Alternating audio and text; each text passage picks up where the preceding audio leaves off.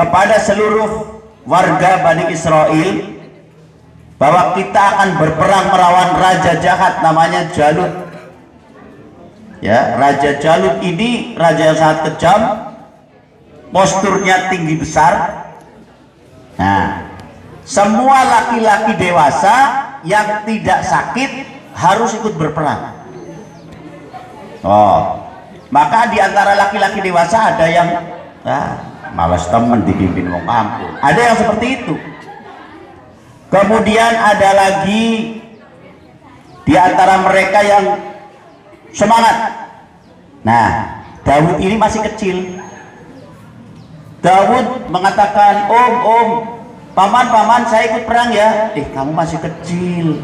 Jangan ikut perang lah, kamu kasihan. Nanti perjalanan sangat jauh. Ya, di akhir juz kedua itu diceritakan tentang bagaimana kisah Tolut dan Jalut dan juga Nabi Daud. Nah, kemudian karena Nabi Daud ini masih kecil, sangat girangnya, dia tidak boleh ikut perang sebenarnya, tapi merengek, paman, tolong izinkan aku ingin ikut perang, aku ingin melawan Raja Jalut. Aku punya senjata ketapel, pelintang. Itu senjatanya Nabi Daud. Makanya kalau kamu lihat orang-orang Palestina, ada namanya pasukan Intifada. Itu termasuk salah satu senjatanya adalah ketapel. Itu adalah senjata pertama dari Nabi Daud alaihi salam. Nah, karena Nabi Daud kecil ini merengek terus, termasuk kepada Tolut, kepada para pembesar-pembesar Bani Israel, akhirnya diizin, sudah, kamu boleh ikut, tapi kamu jangan nangis. Maka berangkatlah, kata Tolut, nanti kita akan melakukan perjalanan yang sangat jauh. Dan di tengah jalan itu ada sungai, dan di sungai itu ada air. Siapa saja yang mengambil hanya sekedar untuk menghilangkan haus, maka dia pasukanku. Dan dia yang mengambil terlalu banyak, dia bukan bagianku, kata Tolut, panglima perang dari Bani Israel. Nah, berangkat sebanyak 80.000 orang ke medan pertempuran, di mana di sana sudah menunggu Raja Jalut dan balanya, ya, pasukan perangnya. Setelah sampai di sungai, apa yang dikatakan oleh Tolut tadi, bahwa yang hanya mengambil sekedarnya untuk minum menghilangkan haus, dia pasukanku. Tapi yang mengambil terlalu banyak, bahkan mandi, bahkan renang, maka dia bukan pasukanku. Maka dari 80.000 orang pasukan Tolut itu tersisa hanya 3.000. Tinggal 3.000 orang, termasuk di dalamnya Daud. Nah, terus melakukan perjalanan menuju medan tempur, sampailah di sebuah gunung. Ya, di sebuah gunung itu batu-batu berbicara. Apa kata batu-batu itu? Yang mendengar hanya Daud. Daud, bawa aku. Daud, bawa aku. Akulah yang akan mengalahkan Jalut. Nah, inilah pertama kali mulai Nabi Daud alaihissalam mendapatkan ilham. Ya, ini apa? Untuk mengambil kerikil yang ada di jalan. Nah, ketika Daud ini kemudian mengambil kerikil yang ada di jalan, kata orang-orang yang tua, aduh, Daud ini memang anak kecil sih ya. Jadi mungkin dia berhalusinasi. Mungkin kerikil itu dianggap makanan, dia kelaparan ini, kasihan ini. Padahal itu adalah perintah Allah. Maka kemudian Talut dengan bala pasukannya berangkat, Daud pun ikut serta di dalamnya. Maka terjadilah perang tanding di antara pasukan-pasukan, di mana Raja Jalut dengan pasukannya jumlahnya ratusan ribu orang, sementara Tolut dengan pasukannya hanya 3.000 orang. Tentu ini adalah pertandingan peperangan yang tidak seimbang. Nah, ketika Raja Jalut melihat ternyata kok di pasukan Bani Israel ini ada anak kecilnya, aduh kasihan nih Bani Israel ini, apa sudah tidak ada orang lagi sampai anak kecil pun suruh ikut perang, ya, yakni Nabi Daud. Nah, kemudian ketika terjadi pertempuran, kedua belah pihak sudah ada yang mulai meninggal, termasuk ketika Raja Jalut berhadapan dengan Tolut pun, Tolut kemudian terjatuh pingsan. Ya, ternyata ketika itulah datang pertolongan Allah melalui Daud yang masih kecil. Dengan ketapelnya, Daud meletakkan ketapelnya, kemudian terkena kepada Jalut, dan Jalut pun marah. Seketika itu Tolut dikejar. Ya, maaf. Ketika itu Daud dikejar. Daud dikejar, kemudian dia naik lompat ke atas batu yang sangat besar. Ya, ketika sudah lompat batu di atas yang besar, dikira oleh Jalut bahwa Daud itu sudah mati ditelan oleh batu yang tadi. Ternyata Daud itu ada di atas, sedang mengamati kemana geraknya Jalut. Dan sekali lagi dilesakkan ketapelnya dan mengenai tepat di pelipis di sini, di jidatnya Raja Jalut, dan Raja Jalut pun tersungkur.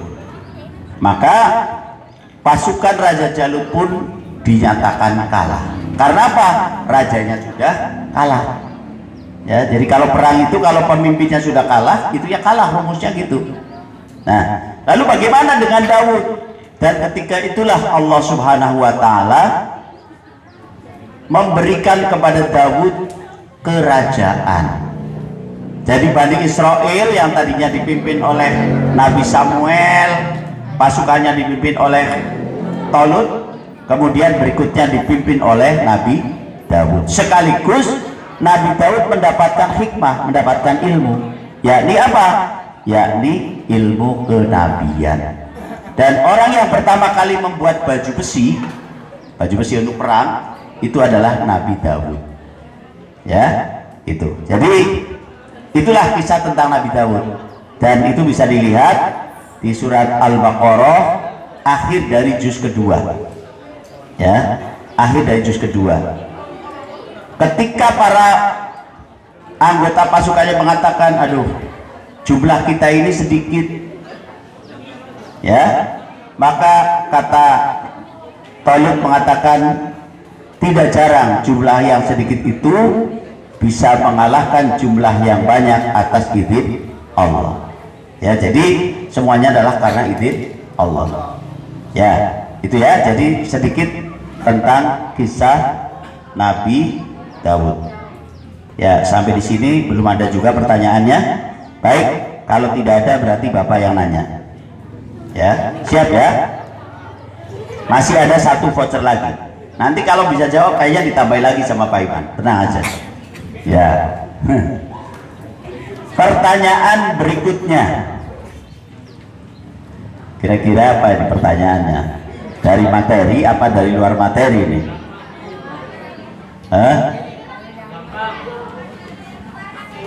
Di luar materi. Baik, kalau di luar materi ya bagus malah. Ya. Sebutkan nama-nama putra Nabi Muhammad, putra dan putri Muhammad.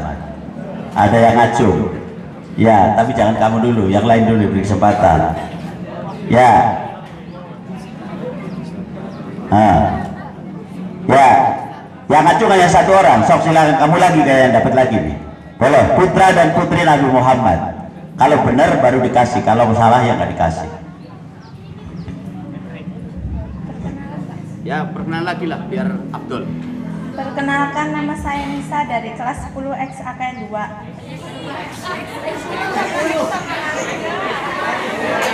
Nama-nama anak Nabi Muhammad: Qasim, Abdullah, Zainab, Umi Kulsum, Ruqayyah.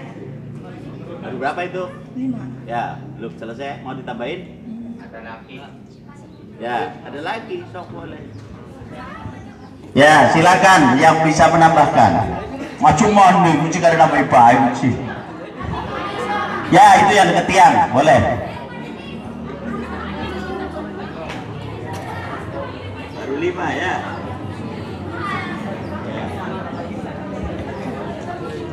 Perkenalkan, nama saya Nela dari kelas 11 AKL 2. Nama siapa? Nama siapa namanya? Nela. Nela. Qasim, Abdullah, Ibrahim, Zainab, Ruqayyah, Umi Kalsum Fatimah. Ada berapa? 7. Ada 7. Ya, betul.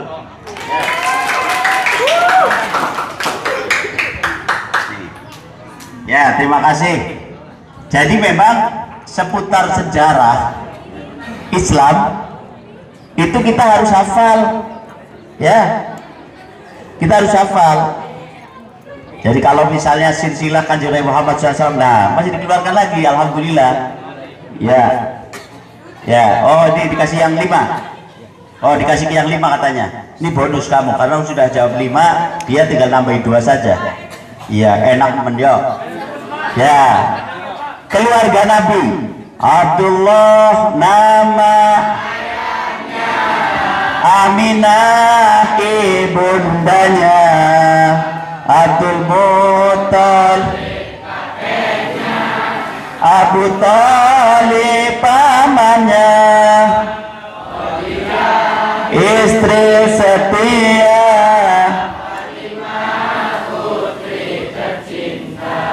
semua bernasab mulia. Belah sana bisa enggak? Inilah kisah pojok sebelah kiri. Inilah kisah sang Rasul yang penuh suka duka. Oh penuh suka duka, oh penuh suka duka. 2 bulan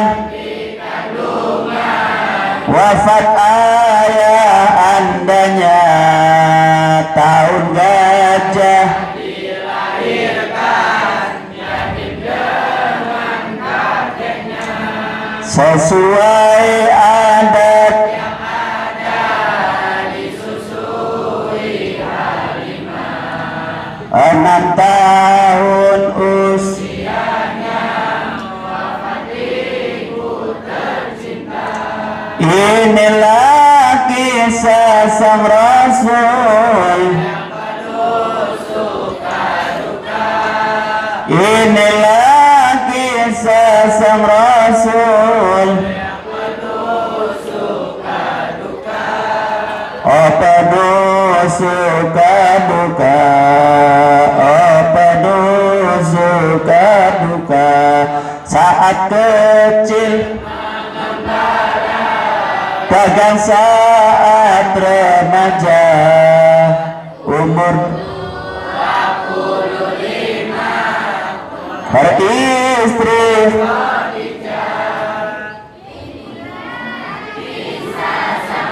ya.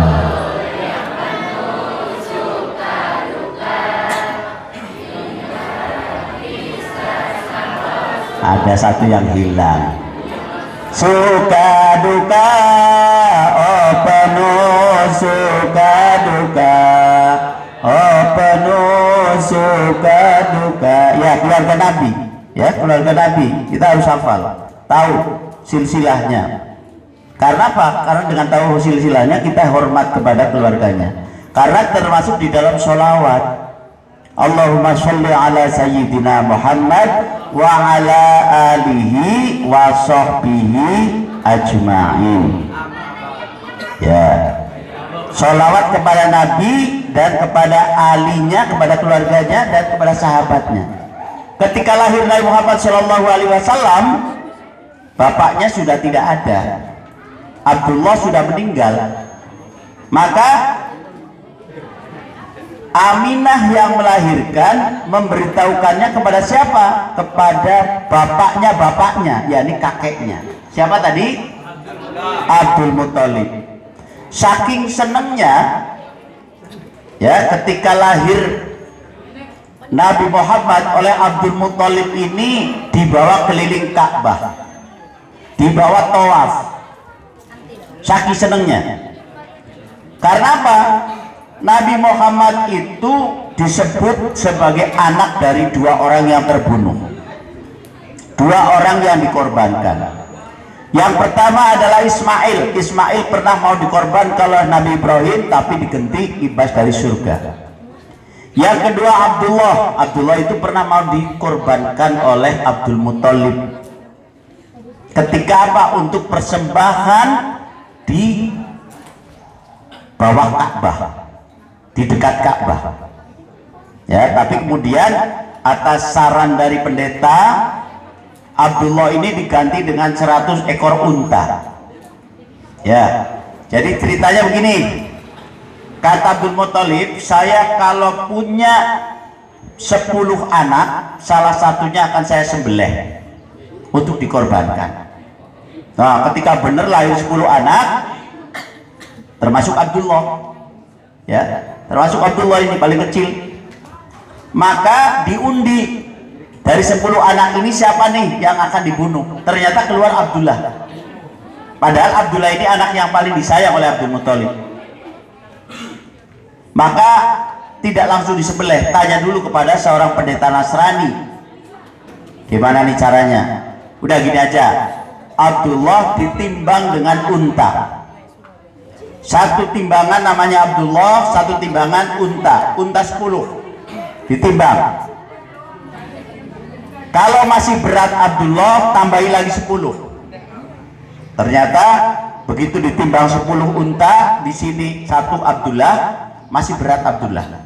Tambah lagi di sini 10 unta lagi, masih berat Abdullah. Tambah lagi, tambah lagi, tambah lagi, sampai 100 ekor unta. Setelah 100 ekor unta, baru jomplang ke unta, Abdullahnya keangkat. Akhirnya karena Abdul Muthalib ini orang kaya raya, dipotonglah 100 ekor unta, dibiarkan saja. Ya, dibiarkan saja. Karena apa? Itu sebagai sesembahan. Bahasa sekarang namanya sajen. Sajen itu panganane wong sejen, sesembahan untuk jin. Ya, makanya nggak boleh mangan sajen tuh, nggak boleh, karena itu sisanya jin. Bapak pernah ya mimpin tahlil, begitu mimpin tahlil pulangnya dikasih bekakak ayam, tapi bekakak ayamnya itu ya di sampingnya ada kelapa muda, ada makanan 7 rupa, ada duitnya 1000 perak, ada macam-macam makanan. Nah, ternyata ini ketika Bapak mimpin tahlil, di belakang itu adalah sesembahannya, ya, ditampah. Ketika mau pulang, Pak, ini bekakaknya dibawa. Apa kata saya tuh? Ini kan tadi udah di sana, udah didoakan. Didoakan di mana? Di belakang. Ah, nggak mau. Saya nggak mau bawa. Saya kasihkan ke orang. Saya kasihin ke orang, saya tanya, Pak, gimana rasanya bekakak yang dari rumahnya Bapak Fulan tadi? Beli enak. Hambar. Ya iya, jadi kita kunci sahib jin. Ya, sesajen kan sisanya jin. Ya udah nggak enak. Mungkin hanya polet-polet baik, dibakar beli patah, beli apa. Ya begitu dimakan ya udah hambar, gak enak. Ya ini, jadi panganan makanan untuk jin sudah tidak boleh dimakan. Nah, termasuk ketika itu 100 ekor unta yang disembelih oleh Abdul Muthalib dibiarkan saja. Tapi kalau jana ya hujannya rendah sehingga sampai daging itu kering dimakan oleh binatang. Ya, jadi lamun sing takon mau arani kana tetap bae beli oleh ketika itu. Nah, itu kisah ketika Abdullah mau disembelih. Bagaimana ketika Nabi Muhammad SAW lahir? Abdul Muthalib sangat gembira, sangat senang karena kelahiran Nabi Muhammad, karena kelahiran cucu tercintanya. Saking senenge dipotongkan lagi 100 ekor unta. Nah, yang ini mah disedekahkan. Ya, yang ini mah disedekahkan. Anak-anakku sekalian yang Bapak cintai, barangkali itu yang bisa Bapak sampaikan untuk kesempatan ini, karena selanjutnya insya Allah ada penyampaian materi dari pengurus yayasan. Ya, untuk itu saya kembalikan kepada Pak Iman Nurmansyah ya untuk mengatur jalannya kegiatan ini. Mohon maaf apabila ada hal-hal yang kurang berkenan. Billahi taufiq wal hidayah wa afu minkum. Wassalamualaikum warahmatullahi wabarakatuh.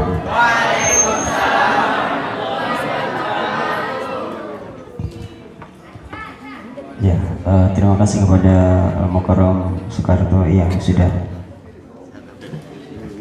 menyampaikan materinya. Semoga tadi materi ini bisa ditangkap oleh kita, sudah dicatat, dan mudah-mudahan tidak hanya itu, insya Allah mudah-mudahan bisa diamalkan dalam kehidupan sehari-hari. Baik, untuk pemateri yang selanjutnya insya Allah akan disampaikan bersama Al-Mukarram Haji Muhammad Toha. Waktu dan tempatnya kami persilakan. Allahumma shalli ala sayyidina Muhammad.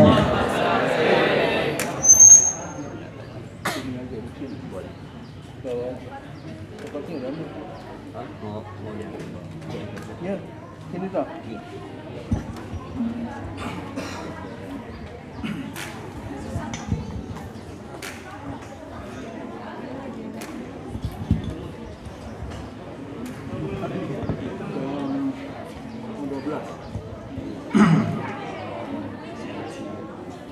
Kasih isyarat. Kalau apinya sudah panas, maka berhenti.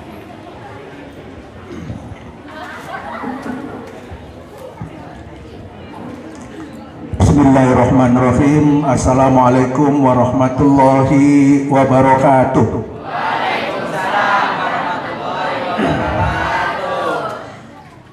Alhamdulillahirabbil alamin. Wassalatu wassalamu ala asyrafil anbiya'i wal mursalin wa ala alihi wa ashabi ajmain, amma ba'd.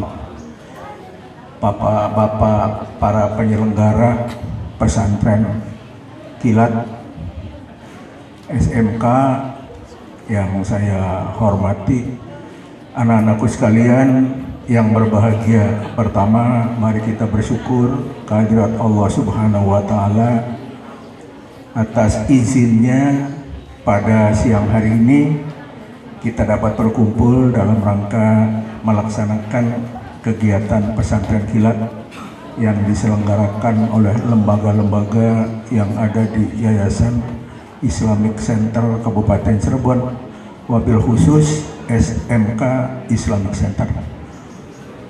Selanjutnya, salawat dan salam semoga Allah limpahkan kepada junjungan Nabi kita Muhammad SAW beserta keluarga dan para sahabatnya. Semoga terlimpah pula kepada kita sebagai umatnya sampai akhir zaman. Amin ya rabbal alamin.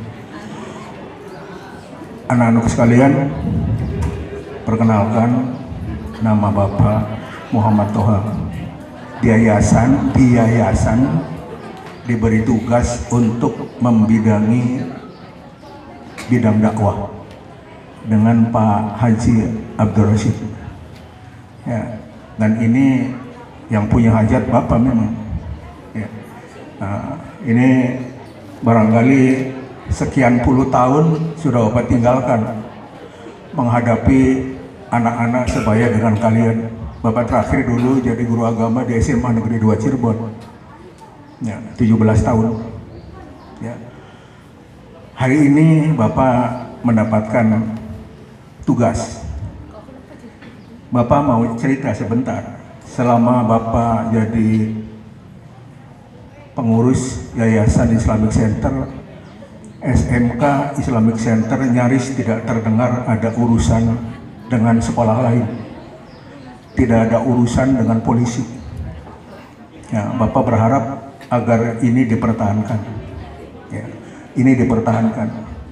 Karena bagaimanapun juga Anda adalah siswa yang berada di lingkungan Yayasan Islam. Sekalipun sekolahnya sekolah umum, tapi yayasannya Yayasan Islam. Moga-moga selalu ingat kalau saya ini adalah penerus cita-cita Rasulullah Shallallahu Alaihi Wasallam.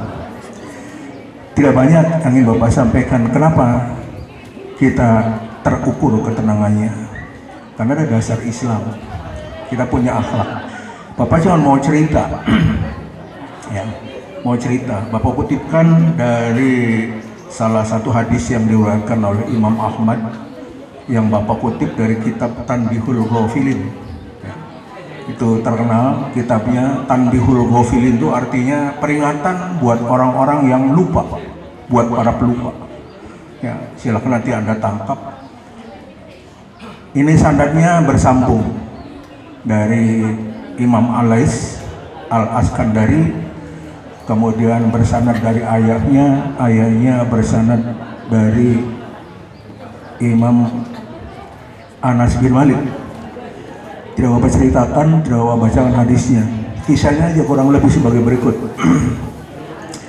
Ketika Rasulullah sedang berkumpul bercengkrama dengan para sahabat seperti layaknya Bapak sekarang dengan kalian, ya, perhatian tertuju kepada Rasulullah. Tapi tiba-tiba di tengah kesunyian Rasulullah menyebutkan, hadirin para sahabatku, sebentar lagi akan masuk calon penghuni surga. Kaget siswa SMK IC segini banyaknya kok tidak direken yang disebut sebentar lagi akan masuk seorang, bukan calon, seorang penghuni surga, padahal masih di dunia. Penasaran tidak?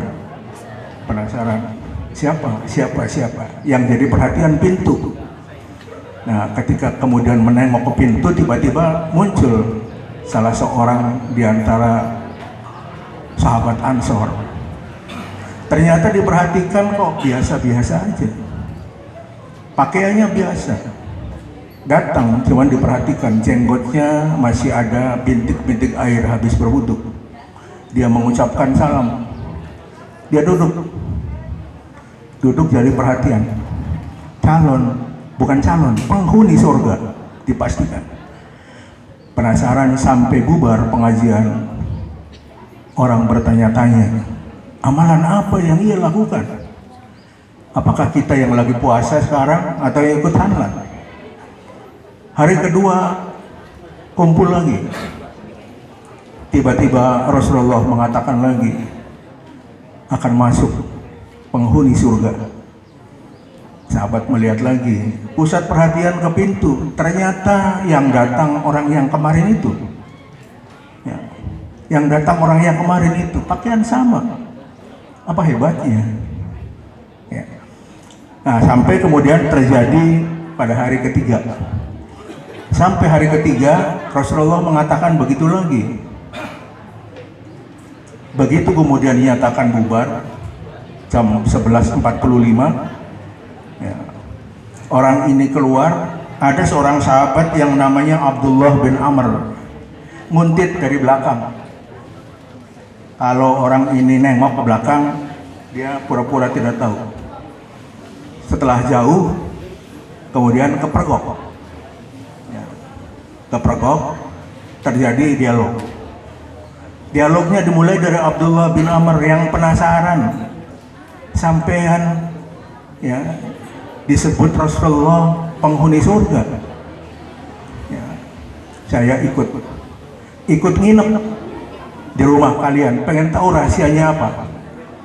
Tidak diobrolkan, cuma pengen nginep. Kenapa mau nginep di rumah Anda? Saya ada masalah dengan keluarga. Mohon diberi izin kalau saya untuk nginep di rumah Anda. Iya, barang 3 hari. Barang 3 hari itu adalah batas kita kalau nginep di rumah orang. Ya, kalau kita nginep di rumah orang, jangan sampai disuruh pulang. Ya, kalau bisa pindah lagi ke teman yang lain. 3 hari. Ya. Nah, kemudian kata penghuni surga ini menyebutkan, mangga silakan. Diajaklah Abdullah bin Amr ini ke rumah penghuni surga. Rumahnya biasa-biasa aja seperti sahabat yang lain. Karena ada ajaran menerima tamu itu adalah merupakan standar keimanan seseorang, maka dia kemudian mencoba memberikan penghormatan kepada Abdullah bin Amr. Ditunjukkan kamar Anda di sini, tempat ini di sini, ini kalau mau ke belakang ke sini, kalau mau minum ke sini, kalau ini mau ke sini. Fasilitasnya dipenuhi. Nah, ternyata waktu berjalan malam, ya, datang.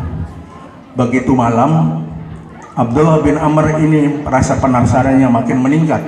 Malam sudah sepi, Abdullah bin Amr bangun. Jalan menapaki kamar ke kamar. Diinte ternyata penghuni surga ini ibadahnya kok biasa aja sama dengan saya. Tahajudnya biasa, ini biasa, pagi habis sholat subuh sarapan biasa, nggak ada yang istimewa. Nggak ada yang istimewa. Kok Rasulullah mengatakan ini penghuni surga? Satu malam punya catatan. Malam kedua seperti itu lagi yang terjadi. Hanya begitu-begitu aja amalnya, tidak beda dengan amal saya. Malam ketiga, batasnya 3 hari kan? Malam ketiga, ketika malam ketiga Abdullah bin Amr ini permisi mau pulang, ya, permisi mau pulang, sudah janji 3 hari. Cuman saya mau tanya, saya nginep ini bukan sekedar nginep, cuman penasaran. Rasulullah menyebut Anda penghuni surga padahal masih di dunia. Kira-kira amalan Anda yang istimewa apa? Ya, kata Abdullah bin Amr, hampir-hampir saya suudon kepada orang tersebut, tetapi tidak sampai keluar itu gerintes hatinya. Ternyata penghuni surga hanya mengatakan, ya itulah amal saya, yang lain itulah amal saya. Kok tidak beda dengan saya? Kira kalau begitu saya pamit pulang. Begitu sampai di pintu diundang kembali, Mang sini Mang, sini. Amal saya cuman itu, ya, tidak ada lebih. Cuman ada cumannya. Cuman saya tidak punya penyakit SMS. Udah nggak ada SMS ya, adanya WA. SMS sudah tidak ada. Cuman saya tidak punya penyakit SMS. Senang kalau melihat orang susah, dan susah kalau melihat orang senang. Paham? Bahasa akhlaknya namanya hasad, hasud, dengki. Tidak senang kalau melihat orang lain senang, ya, susah kalau melihat orang lain susah. Pokoknya dia merasa paling tinggi, paling di atas. Ya, seperti barangkali kalian ada teman kalian ulangannya dapat 10.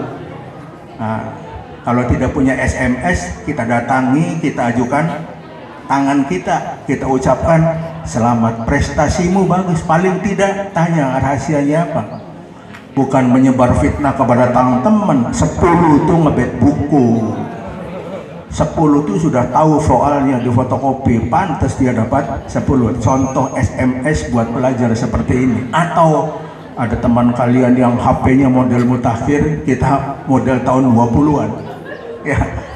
Nah ternyata kemudian orangnya biasa-biasa aja, kok HP-nya luar biasa, sementara saya begini. Yang bagus nanya, ya gimana caranya supaya ditunjukkan, biar kita menyebutkan alhamdulillah, mudah-mudahan rezeki Anda juga rezeki kita. Jangan kemudian menyebar fitnah. Itu yang dimaksud SMS.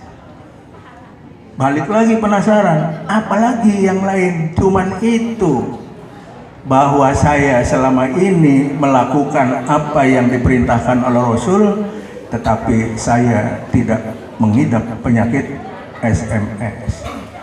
Kata Abdullah bin Amr menyebutkan, itu yang sampai hari ini belum bisa saya lakukan. Kata saya ini mungkin juga anak-anak SMA sekarang yang sanlat, ya, amal biasa, amal diforsir, tapi kadang-kadang tidak sadar ada satu akhlak madmumah yang akan menghambat keinginan kita untuk mendapatkan surga. Gampang tidak masuk surga, gampang tidak masuk surga. Bisa menghilangkan SMS, bisa menghilangkan SMS. Kalau ada permasalahan, datangi teman kita, tanya rahasianya apa, bisa berhasil. Kita doakan, mudah-mudahan keberhasilan Anda besok lusa akan saya terima, bukan menyebar fitnah. Paham ya? Paham. Ceritanya cuma itu. Jadi buat kita sebagai seorang pelajar, ya, mencapai surga itu banyak cara. Satu diantaranya amal kita lagi puasa sekarang. Tapi ada lagi yang disebutkan, akhlak kita juga harus baik. Satu diantaranya yang paling ringan cuma satu, menghindarkan diri dari penyakit SMS. Susah melihat teman senang, senang melihat orang susah.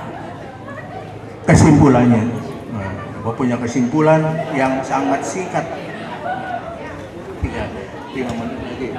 Satu, orang yang tidak pernah mempunyai rasa iri dan dengki dan iri hati terhadap sesama akan mendapatkan derajat tinggi dalam pandangan Allah, yaitu di dalam surga, sekalipun tidak kerjaan amalannya tidak diceritakan, tidak terlihat orang, tetapi kategorinya termasuk amal yang hebat dalam pandangan Allah. Yang kedua, hindarkan SMS. Ya, yang kedua, hindarkan SMS. Senang melihat orang susah dan susah melihat orang senang. Barangkali itu saja yang perlu Bapak sampaikan. Ya, sudah penat, sudah capek. Ini jam terakhir biasanya dengan persiapan-persiapan yang ada.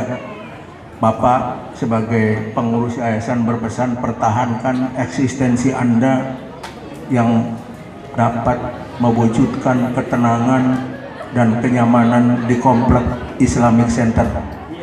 Ya, dengan berbagai macam upaya.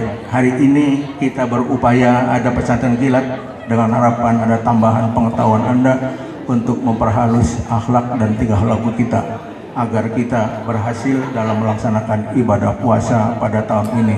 Amin ya robbal alamin. Kurang lebihnya mohon maaf.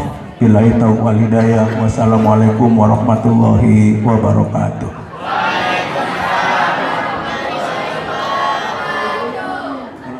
Panitianya mana? Ya? Oh.